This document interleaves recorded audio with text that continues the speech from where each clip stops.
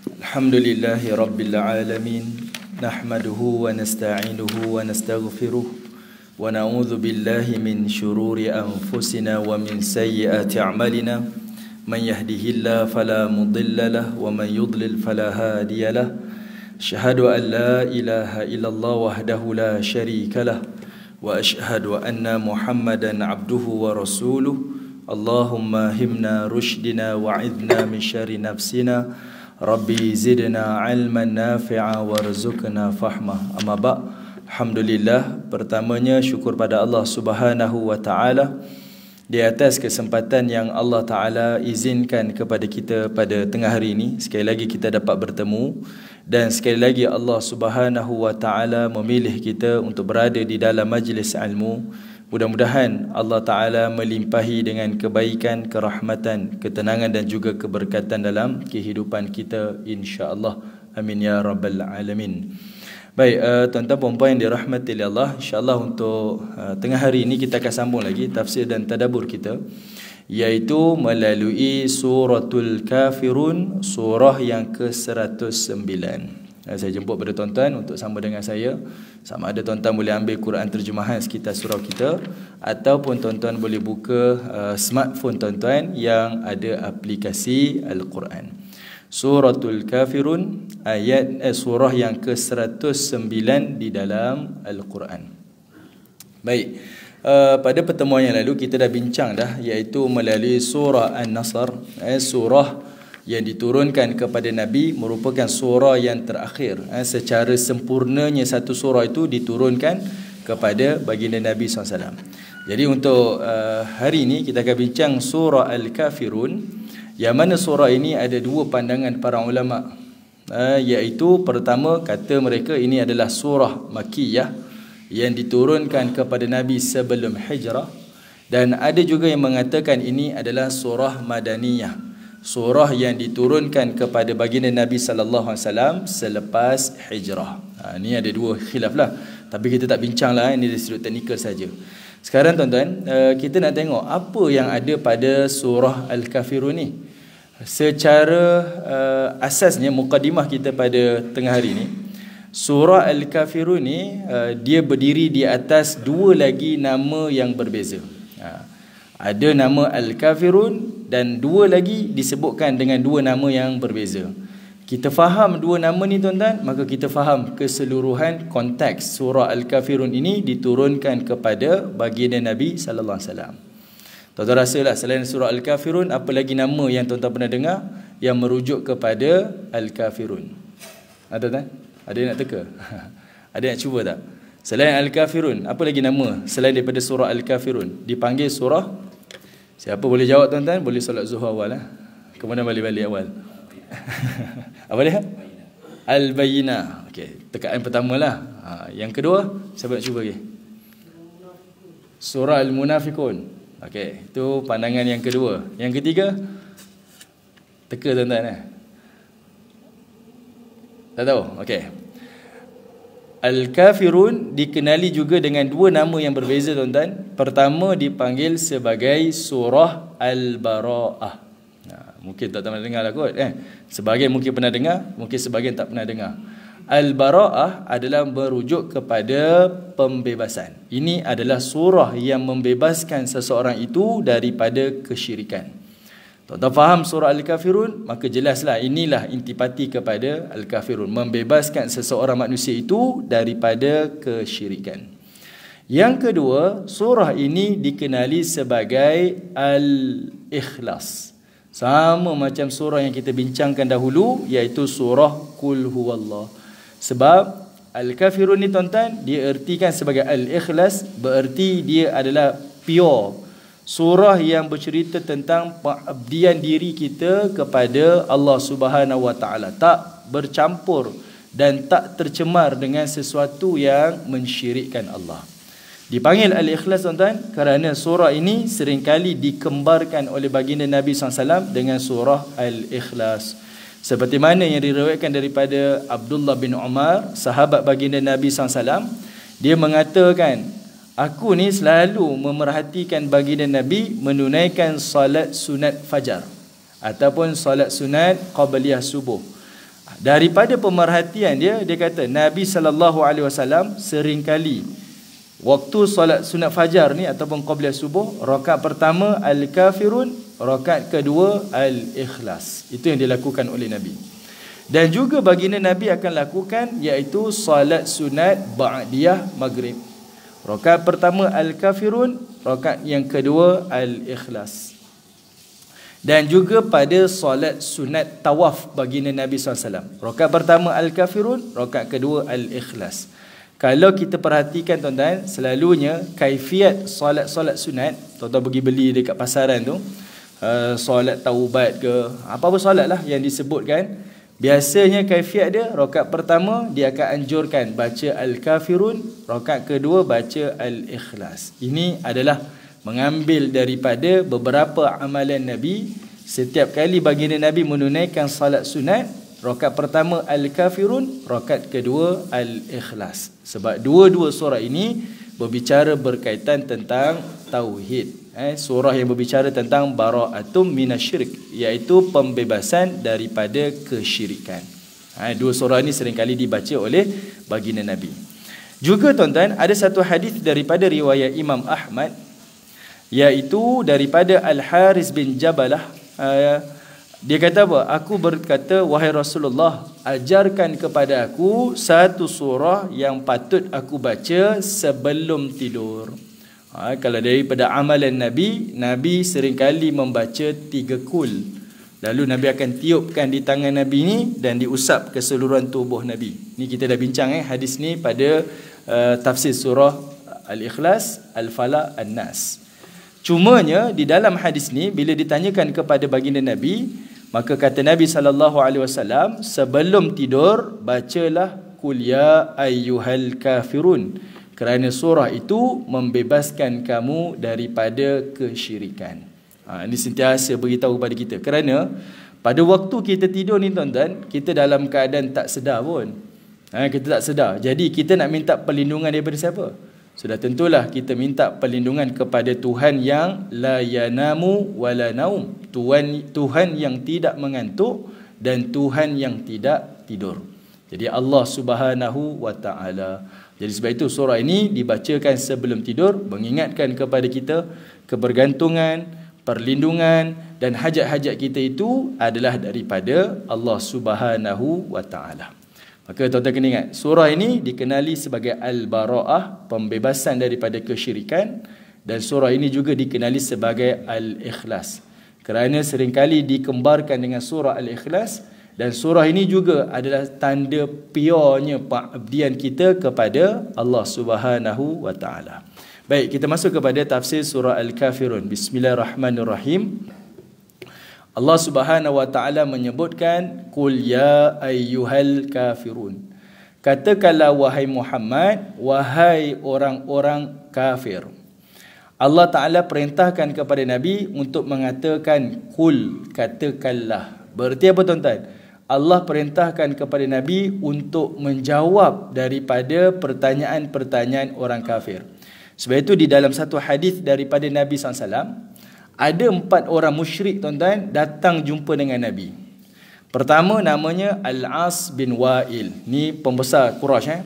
Kedua Al-Walid bin Mughirah, pun pembesar Quraisy.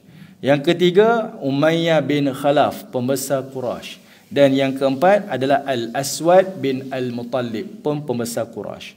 Mereka datang jumpa dengan Nabi SAW, lalu diberikan tawaran kepada Nabi. Sebab mereka nampak kalau mereka ni tahan dakwah Nabi, mesti tak berkesan.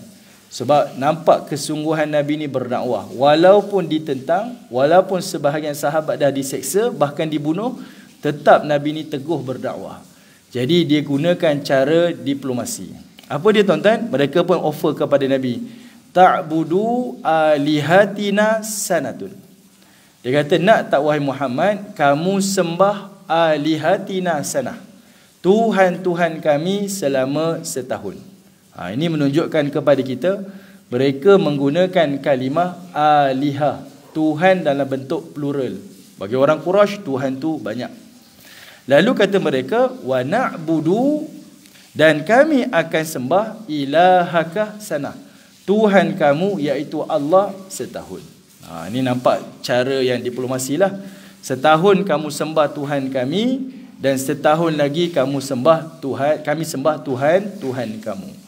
Maka kerana ucapan ni tuan-tuan, Allah Subhanahu Wa Taala perintahkan kepada Nabi jawab kepada orang-orang musyrik yang 4 orang ni, ya ayyuhal kafirun, wahai orang-orang kafir. Kalau kita tengok tuan-tuan dari sudut pendekatan dakwah Nabi ni, tak sesuai lah kalau kita jumpa dengan seseorang kawan kita, weh orang kafir, mana orang suka tuan-tuan tak kena lah. Tapi ayat ni tuan-tuan, Allah Ta'ala seru dengan ya ayyuhal kafirun.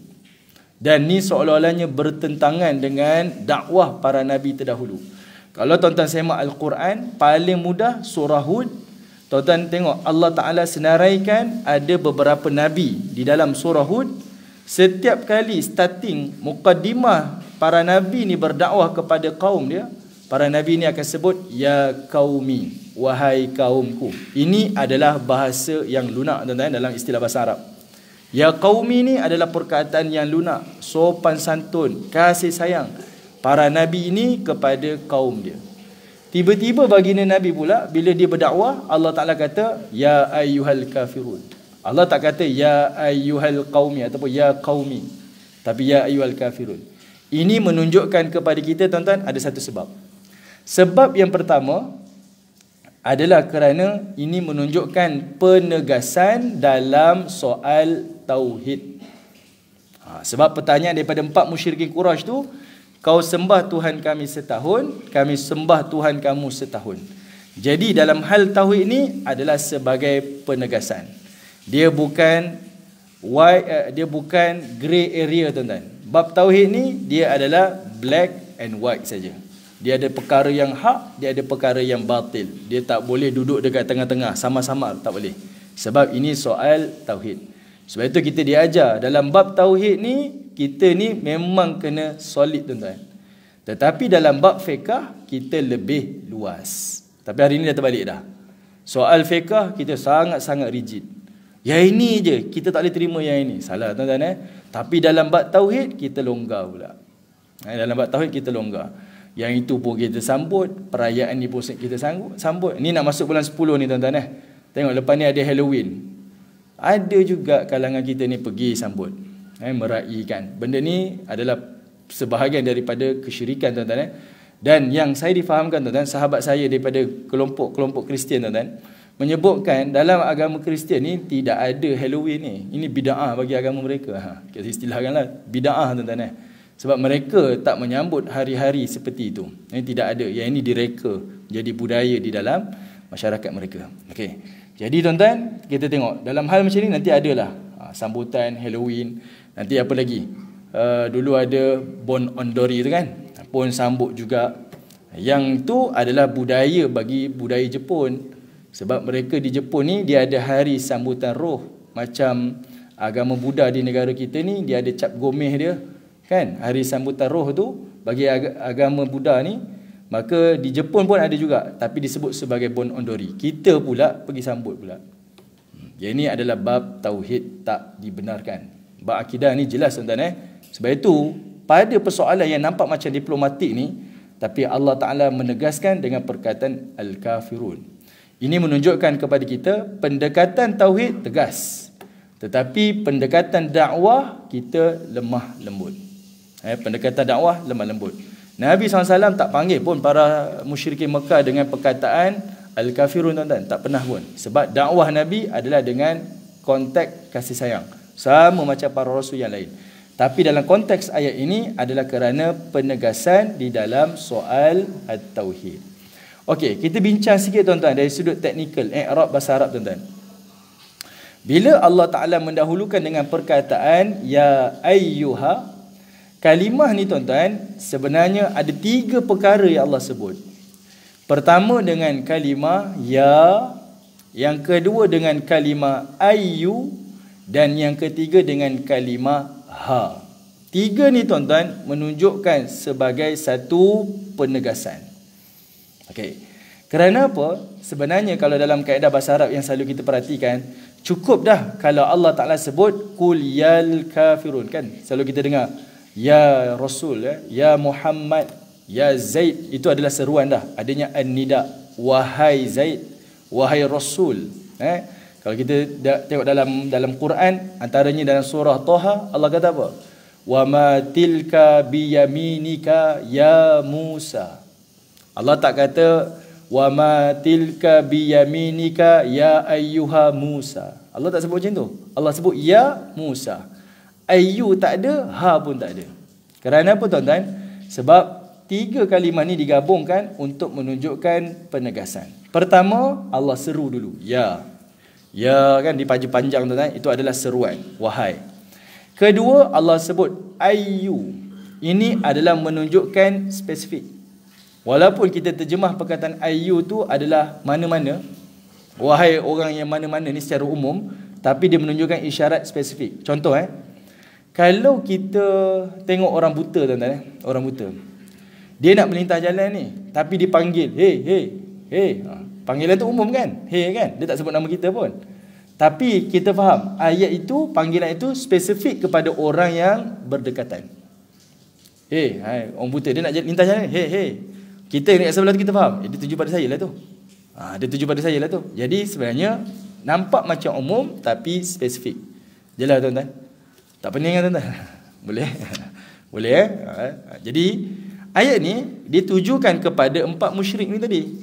Walaupun ayat tu nampak macam umum, al-kafirun tu umum, tapi dia merujuk kepada 4 musyrik yang offer kepada Nabi ni. Kamu sembah Tuhan kami setahun, kami sembah Tuhan kamu setahun. Jadi Allah Ta'ala nak spesifikkan kepada mereka. Dan yang ketiga, Allah sebut perkataan ha. Ya ayyu ha. Ha ni tuan-tuan, istilah kita sebagai at-tanbih. Allah Ta'ala nak berikan menarik perhatian.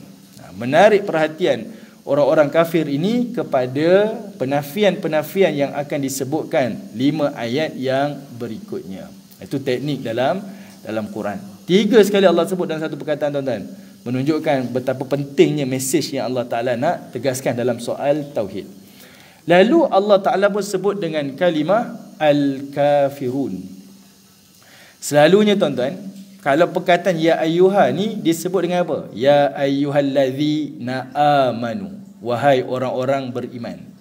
Ataupun Allah sebut ya ayyuhallazina kafaru, ditambung dengan allazina amanu ataupun allazina kafaru. Tapi untuk ayat ni tak. Allah kata ya ayyuhal kafirun. Kenapa tuan-tuan? Sebab Allah menggunakan isim fa'il dekat sini untuk tunjukkan 4 watak orang ni tuan-tuan, dia benar-benar kafir. Dia bukan kafir secara ada orang yang tak beriman tuan-tuan tapi dia sekular. Rumah ibadah dia pun dia tak pergi. Dia tak beriman pada Allah tapi dia sekular. Ingat orang Islam yang sekular ada juga sekular tapi untuk 4 orang ni dia memang kafir kata Allah. Disebut dengan isim fa'il. Sebab kalau tuan-tuan tengok dalam sejarah, contohnya Al-As bin Wa'il, Umayyah bin Khalaf, Al-Walid bin Mughirah, Al-Aswad bin Al-Muttalib ni tuan-tuan, sampai dia mati dalam kesyirikan. Seperti mana yang Allah Ta'ala sebut pada ayat ini. Allah panggil mereka ni dengan Al-Kafirun. Mereka ni benar-benar kafir. Dengan isim fa'il. Bukan lagi, kalau macam contoh, kalau Allah kata ya ayyuhallazina kafaru, berarti waktu tu je dia kufur. Akan datang boleh jadi dia akan beriman. Tapi kalau Allah kata al-kafirun seperti ayat ni, menunjukkan konsisten dia dalam kekufuran. Ini adalah menunjukkan kepada kita tuan-tuan adalah kebenaran Al-Quran.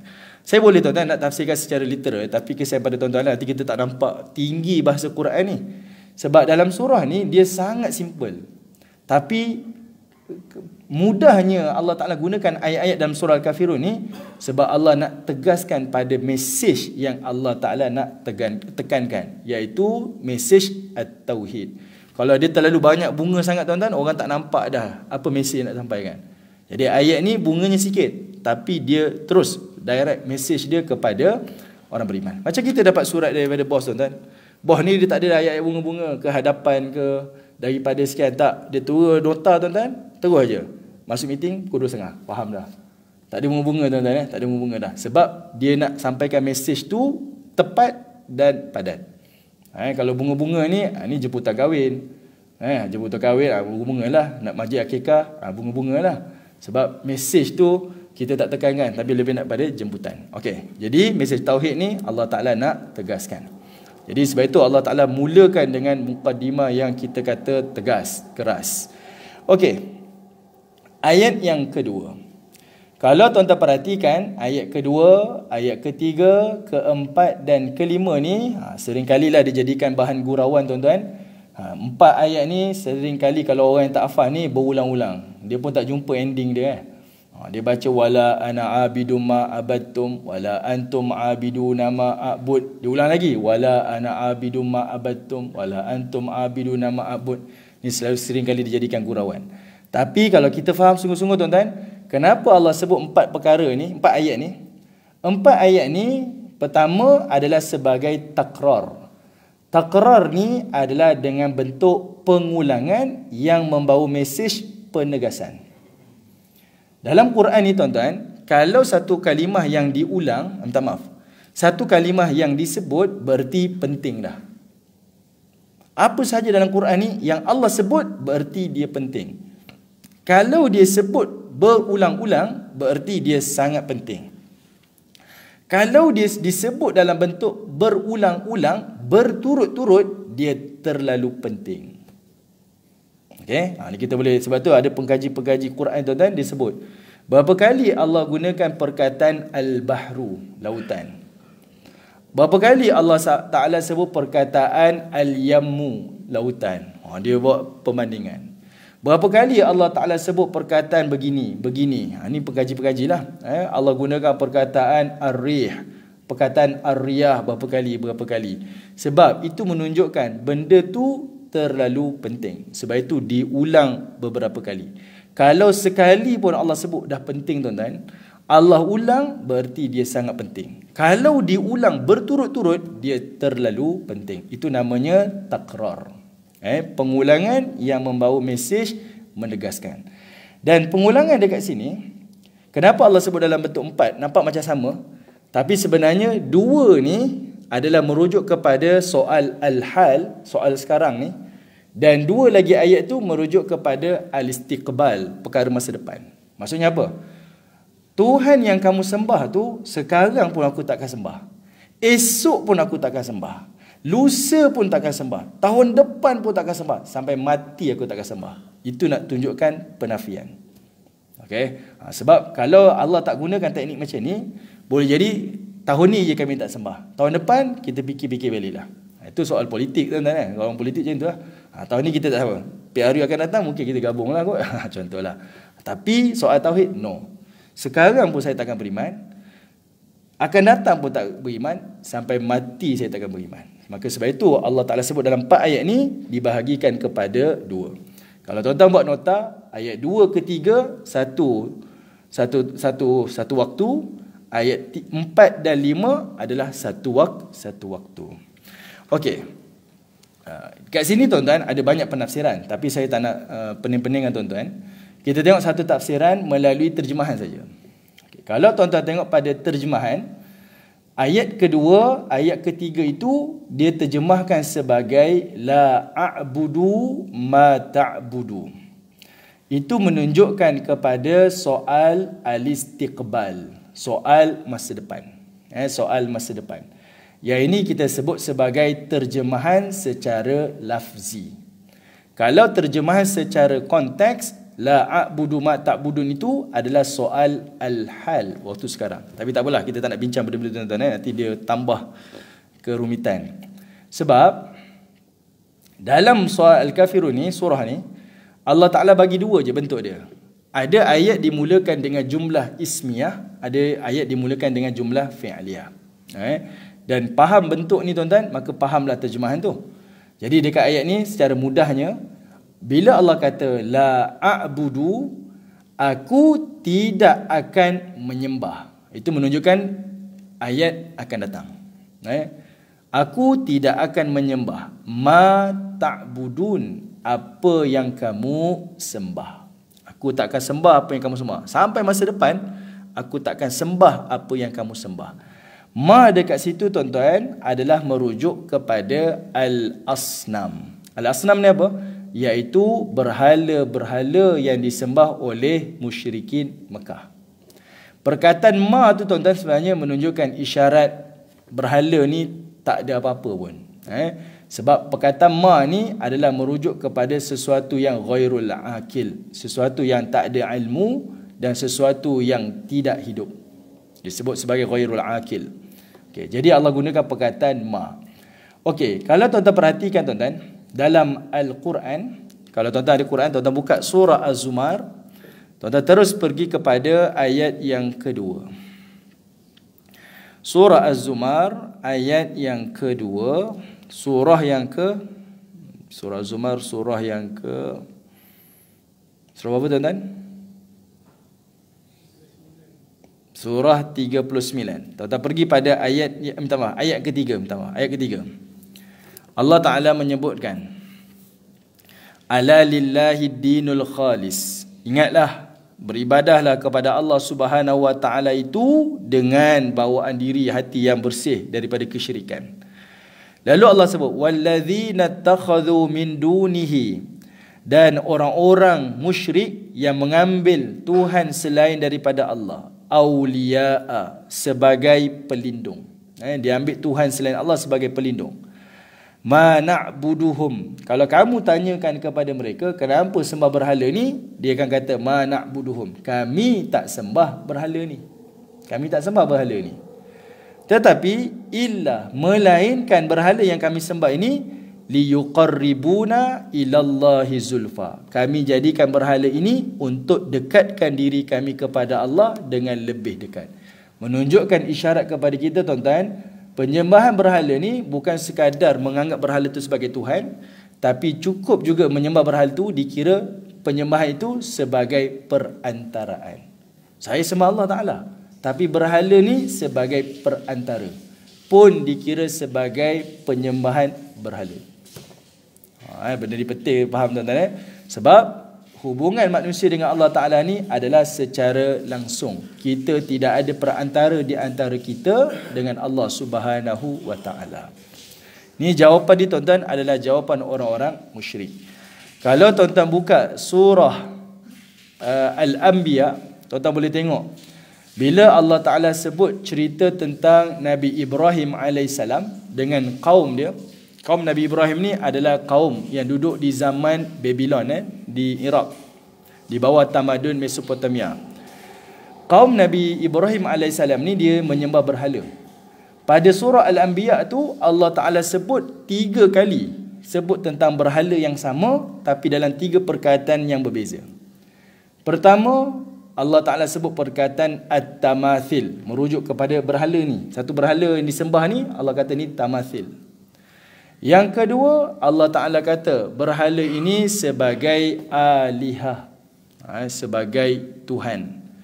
Dan yang ketiganya, tak ingatlah dalam Quran, kan tengok surah Al-Anbiya balik. Yang ketiga satu lagi perkataan. Tapi mesej yang Allah Ta'ala nak sampaikan, apa sahaja kamu melihat berhala ni, sama ada sebagai wakil Tuhan ke, sama ada sebagai perantara dengan Tuhan ke, ataupun sebagai Tuhan, tiga-tiga tu syirik dah. Tiga-tiga tu syirik. Dia tak boleh kita berharap kepada sesuatu yang kita beriman. Saya beriman pada Allah, tapi saya meyakini si fulan ni ada ataupun dia adalah merupakan wakil kepada Tuhan. Kalau saya nak minta, saya minta pada dia. Samalah saya nak minta dengan Allah. Tak benar tuan-tuan, tak boleh. Ini adalah soal tauhid. Okey. Jadi sebab itu ayat ni Allah menggunakan kalimah ma, menunjukkan kepada kita al-asnam, berhala ni langsung tak ada ilmu, langsung tak ada kuasa. Itu perkataan ma.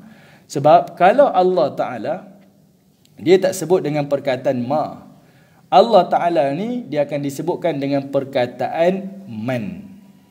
Man itu adalah isyarat kepada objek yang, sesuatu yang hidup dan sesuatu yang berilmu. Tuan-tuan baca surah Al-Mulk kan? Amintum man fis sama. Apakah kamu merasa aman dengan Tuhan Allah Ta'ala yang berada di langit tu? Allah gunakan perkataan man dekat situ. Allah tak kata ma fis sama, Allah kata man fis sama. Man merujuk kepada Allah Subhanahu wa Ta'ala. Jadi ayat yang kedua tu penegasan tuan-tuan. Aku, kata Nabi SAW, tidak akan menyembah apa yang kamu sembah. Sampai masa depan, sampai mati aku takkan sembah. Ini penegasan lah. Macam kita marah sangat tuan-tuan, tegas sampai mati aku takkan dengan kau. Sampai mati aku takkan maafkan. Itu macam itulah Allah nak bagi tahu. Sampai masa depan takkan beriman. Takkan sembah Tuhan yang kamu sembah. Lalu ayat yang ketiga Allah kata apa? Wala antum abiduna ma a'budu. Wala antum, dan kamu juga abidun ma a'budu, pun juga bukan menyembah apa yang kami sembah. Kamu pun tidak akan menyembah apa yang aku sembah. Kalau tuan-tuan tengok pada ayat ketiga tu, wala antum abidun, itu menunjuk apa? Kamu pun tidak akan menyembah apa yang aku sembah. Itu adalah isyarat daripada Allah. Empat wakil Quraisy ni yang betul-betul menentang Nabi ni, empat-empat ni seolah-olahnya telah dijamin, dicap di dahinya sebagai ahlun nar. Okey, sebab perkataan itu menunjukkan al-istiqbal, masa depan. Sampai akan datang pun, seperti mana Nabi tak akan sembah berhala yang disembah oleh Quraisy, empat orang ni pun tak akan menyembah Tuhan yang Nabi sembah. Itu menunjukkan dia punya kekufuran tu sampai mati. Dan terbukti empat-empat ni kafir sampai mati. Ini kebenaran daripada Al-Quran. Banyak tuan-tuan betul-betul kebenaran dalam Quran. Salah satunya dalam bentuk-bentuk macam ni lah. Okey, baik. Kemudian tuan-tuan, pada ayat ketiga itu ada kalimah ma'abud. Ma dekat situ adalah merujuk kepada Allah. Saya sebutkan tadi kan, ma ni sebenarnya merujuk kepada objek yang tak hidup, objek yang tak ada ilmu, ghairul akil. Tapi kenapa ayat ketiga ni ma tu adalah merujuk kepada Allah? Sepatutnya ayat dia wala antum abidu naman a'bud. Dalam sudut istilah bahasa Arab tuan-tuan, ini namanya muqabalah. Ada tempat yang dia melanggar hukum-hukum grammar lah. Tujuan dia tuan-tuan adalah sebagai imbangan. Ini keindahan bahasa lah. Kalau digunakan perkataan man a'bud dah sedap dah. Ini teknik lah. Jadi disebut sebagai muqabalah. Tapi kalau Allah Ta'ala dia tak akan guna perkataan ma. Dia akan guna perkataan man. Tapi di sekian-sekian tempat seperti ayat ni digunakan ma sebab dia nak seimbang dengan ayat sebelum tu. Ma sebelum tu, maka ayat sekarang ni pun adalah ma. Okey. Ayat yang keempat. Saya rangkakan tuan-tuan masih terhad. Ayat keempat. Wala ana abidum ma abadtum. Kata Allah Subhanahu wa taala. Okey. Ayat 4, ayat 5 saya kata tadi tuan-tuan, dia merujuk kepada waktu sekarang. Ayat 2 dan 3 merujuk masa depan. Ayat 4 dan 5 dia merujuk pada masa sekarang. Jadi Tuhan yang kamu ajak aku sembah tu, kata Allah Taala, wala ana abidun.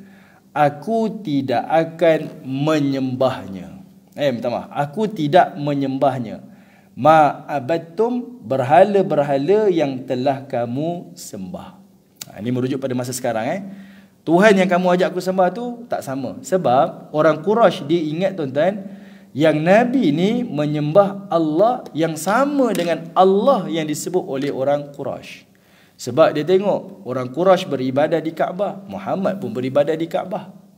Orang Quraisy beribadah di melaksanakan haji dan umrah, Muhammad pun buat haji dan umrah. Seolah-olahnya macam sama. Jadi sebab itu digunakan perkataan ma'abadtum. Abadtum fi'lul madhi. Kata kerja past tense. Allah Ta'ala suruh baginda Nabi tegaskan. Dan aku sekarang ni tak menyembah apa yang telah kamu sembah. Kita tak sama. Takkan sama. Ini adalah penafian secara total. Sebab itu perkataan wala, la tu diulang-ulang tuan-tuan untuk menafikan. Penafian sungguh-sungguh lah ni. Membezakan, takkan sama. Dan Allah Ta'ala sebut lagi, wala antum, ini pengulangan macam ayat ketiga tadi. Dan antum, kamu juga, abidun, juga tidak menyembah ma'abud, apa yang kami sembah. Yang sekarang ni kamu sembah, kamu buat haji, buat umrah, kamu bernazar, berdoa dekat Kaabah ni, kamu tu kata Allah Ta'ala tidak beribadah, tidak menyembah Allah yang Allah kami sembah ni. Takkan sama. Takkan sama. Okey. Kemudian tuan-tuan, ayat yang ke-6 kata Allah Ta'ala, lakum dinukum waliyadin. Setelah 4 ayat menafikan tuan-tuan secara tegas dan secara total penafian, maka ayat yang ke-6 ini Allah Subhanahu Wa Ta'ala mendatangkan perdamaian. Apa perdamaian dia? Lakum dinukum. Untuk kamu, agama kamu. Waliyadin. Dan untuk aku, agama aku. Kalau kita tengok dalam kaedah bahasa Arab, sepatutnya ayat ni tuan-tuan adalah dinukum lakum. Dinin wali. Dia perkataan dia terbalik tuan-tuan. Sepatutnya dinukum tu di hadapan, lakum tu di belakang.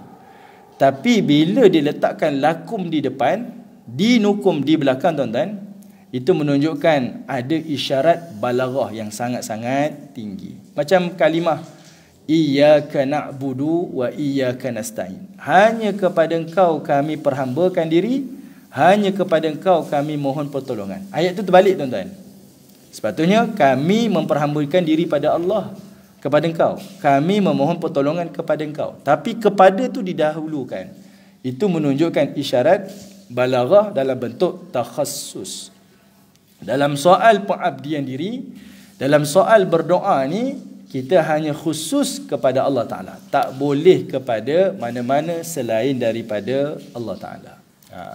Itu kaedah lah yang disebutkan. Okey, baik tuan-tuan dirahmati Allah Subhanahu Wa Taala. Ini baru secara literal je tuan-tuan zahir je, surface je kita tengok ayat-ayat ni. Kita tak pergi yang lebih dalam. Kita tak tengok pun apa yang mesej-mesej yang Allah Taala nak sampaikan. Tetapi sebagai penutup tuan-tuan, supaya tuan-tuan rasa adanya sesuatu daripada pertemuan kita hari ini, cuba tuan-tuan buka, iaitu okey, tuan-tuan buka surah Luqman, surah 29 ayat 41. Okey, surah Luqman, surah 29 ayat 41. Ini sebagai penutup tuan-tuan. Baik, ini nak tunjukkan kepada kita salah satu ayat Allah Subhanahu Wa Taala ni nak datangkan contoh kepada manusia. Tuhan yang berhak disembah ni hanya Allah saja. Tak boleh kepada selain daripada Allah. Maka ayat ni Allah Taala kata apa? Mathalul ladzina ittakhadhu min dunillahi awliya. Kami datangkan bandingan kepada orang yang menjadikan sesuatu itu selain daripada Allah sebagai pelindung. Dia ambil ada Tuhan selain Allah sebagai pelindung. Ambil busut, pokok, apa lagi, batu, apa sahaja selain daripada Allah sebagai Tuhan.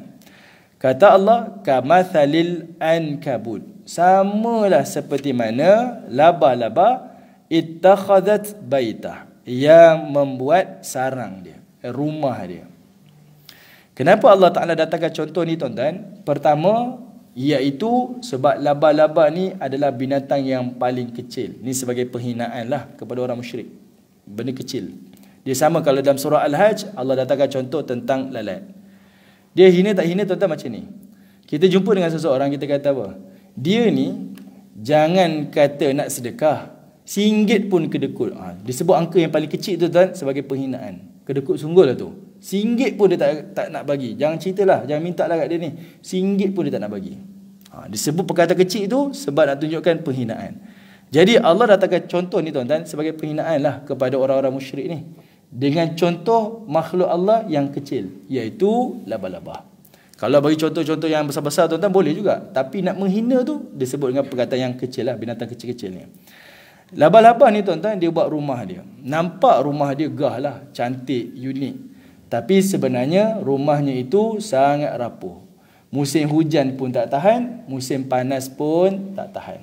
Macam itulah rapuhnya seseorang yang menjadikan Tuhan selain Allah sebagai pelindungan. Seperti mana laba-laba bergantung kepada sarangnya sebagai pelindungan. Dia sangat-sangat rapuh. Itu contoh yang paling mudah. Dan Allah Ta'ala kata apa? Wa inna awhanal buyuti labaitul ankabut. Padahal sarang laba-laba tu, rumah laba-laba itu adalah awhanal buyut. Dia adalah sarang atau rumah yang paling rapuh. Tak kuat pun, tak tahan lasak pun. Nampak macam gah tapi tak tahan.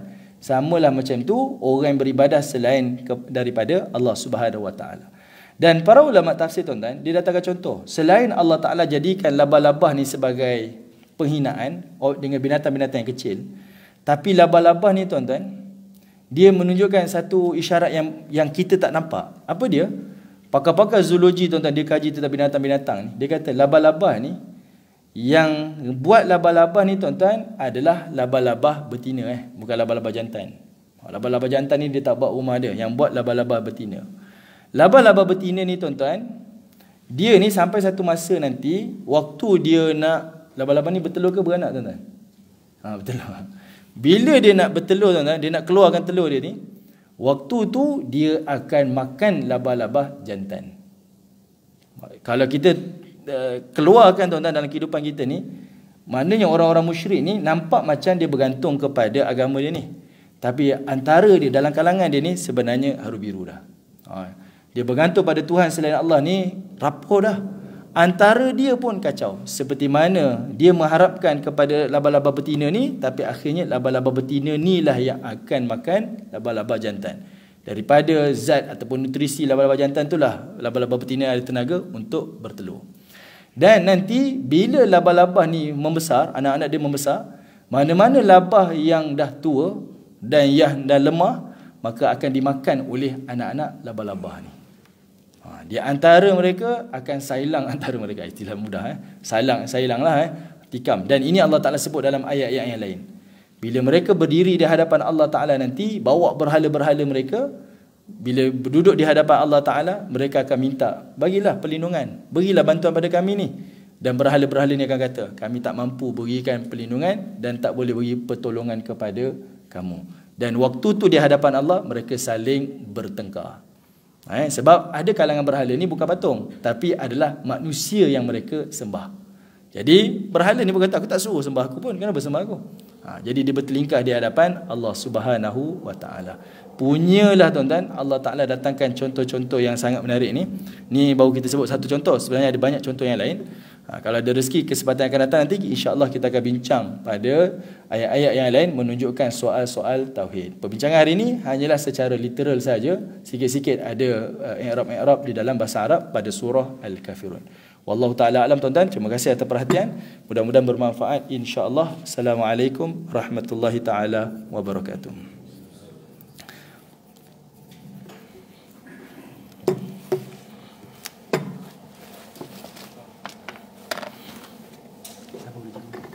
Jadi imam